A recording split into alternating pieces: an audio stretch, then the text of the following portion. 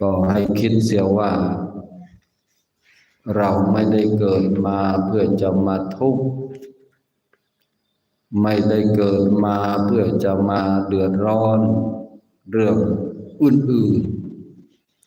ๆนะเราเกิดมาชั่วคราวใช้ชีวิตให้มีความสุขให้มีความสุขกับความดีงาม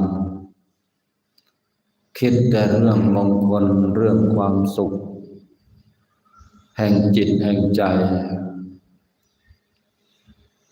เดี๋ยวก็กลับไปไม่กี่ปีไม่ถึง100 ปีเดี๋ยวก็กลับไปช่วงระยะเวลาที่มีชีวิตอยู่เนี่ยปล่อยวางเรื่องราวบางเรื่องบางราวปล่อยไปเถอะถึงเราคิดจนปวดหัว